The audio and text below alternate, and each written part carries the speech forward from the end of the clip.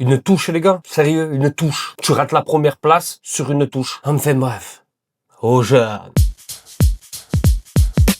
Les amis, j'espère que vous allez bien et bienvenue dans cette nouvelle hype de Johan. Encore une hype dans mon lieu de stream parce qu'il pleut encore à Marseille. Car le temps est triste. L'Olympique de Marseille a fait 2-2 face à Toulouse samedi dernier. Tristement, car une touche les gars, une touche les gars. On perd 3 points, enfin 2 points sur une touche. Un manque de concentration encore une fois dans les arrêts de jeu. L'Olympique de Marseille aurait pu être premier ex-aequo avec le RC Lens et compter 31 points juste avant d'affronter Lille ce vendredi soir. Là, ce qu'il faut, c'est rebondir direct, les gars. Contre Lille, il faut gagner. L'année dernière, rappelez-vous, c'était un match aussi à Lille qui était important pour l'Olympique de Marseille, sa qualification en Ligue des Champions. Et l'OM avait fait match nul 1-1 sur une bourde de Geronimo Rulli. Surtout que c'est un match qui va coûter 6 points. Parce que si Lille gagne, Lille revient à 29 points, comme l'Olympique de Marseille. Mais si Lille perd et que l'Olympique de Marseille gagne, tu les mets à 6 points. Donc c'est un match limite qui compte double. Et en plus de ça, vu le rythme de croisière du RC Lens et du Paris Saint-Germain, il ne faut pas laisser 2 points. J'avais aussi envie de parler d'un certain sujet, à savoir que Roberto De Zerbi n'a jamais fait le même 11 2 fois d'affilée avec l'Olympique de Marseille. Et je me suis posé la question, est-ce qu'aujourd'hui c'est un réel problème? Est-ce que cette équipe-là manque d'automatisme? Est-ce qu'il y a forcément un 11 qui doit se dessiner et qui doit être titulaire à quasi tous les matchs? Ou est-ce que c'est à cause des blessures? Ou est-ce que c'est parce qu'il y a certains joueurs qui sont en méforme d'un match à un autre? Moi, je n'arrive pas à comprendre. Mais je me pose quand même la question. Moi, personnellement, j'aimerais, surtout au milieu du terrain,